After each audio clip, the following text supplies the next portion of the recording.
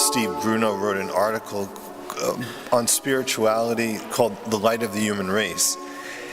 And he says from the beginning of the 20th century, it was heralded as an age of progress. This last century was supposed to be an age of progress. It was to have been a time in which science would overcome all obstacles that stood in the way of human flourishing, and political ideologies would replace the superstitions of religious faith. A new materialist culture would create what Christianity had promised but had failed to deliver, heaven on earth. Now looking back, we see this age of progress for the grand illusion that it was. Despite the momentous advances in culture, there was the 20th century remains a time when a great darkness fell upon the earth. One spiritual writer called the 20th century the age of victims. The number of victims of violence, of terror in the 20th century is practically impossible to bear. And his article was about St. Maximilian Kolbe. The church celebrated his feast day yesterday. He says he was a witness, his martyrdom was a witness in a time of darkness. He says he was one of those victims of the 20th century. He was killed in order to advance the Nazi cause during the Second World War. The cruelty of his final days exceeds what we might imagine to be possible. His last act, an act of love and defiance to Nazi cruelty, was to offer his own life so that another prisoner might live. Greater love no man has than to lay down his life for his friends. Well, Maximilian Kolbe laid down his life for a man he scarcely knew.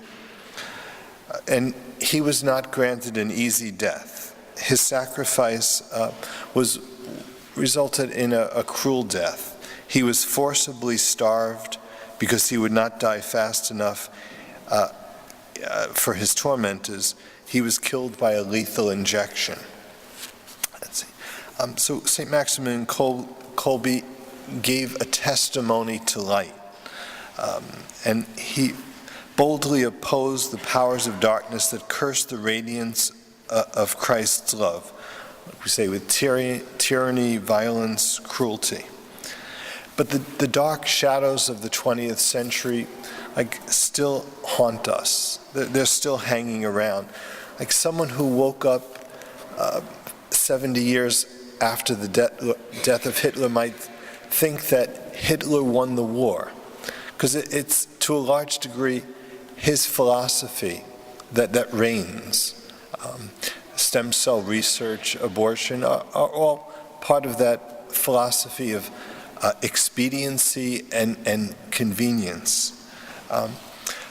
But today the church gives us Mary as a light. Like all generations will call her blessed. Okay? Long after Stalin and Lenin are dead and buried and communism is a footnote in history, all generations will continue to call her blessed. Mary's translation to heaven means that religion has an everlasting place in our lives. It's not about convenience. One theologian commenting on Mary's assumption says, where light is lit for anyone, light is lit for everyone. Okay? Mary's assumption into heaven shows us the final destiny of every human person. Intended by God, we're all created to be taken up into heaven. The destiny of the body is the resurrection. The destiny of the soul is the beatific vision. Even amid the trendy theologians who would like to dumb down the resurrection, just to say that the Spirit of Jesus lives in his followers, like the Dead Poets Society gathered to read Edgar Allan Poe. Well, if that was what we mean by the resurrection, then it's all a charade. the resurrection is, like we say, it's an everlasting gift, and that's our destiny, to live forever in heaven with God. For Mary, we say it was Mary's Easter to be taken up into heaven. Her Assumption is Mary's Easter.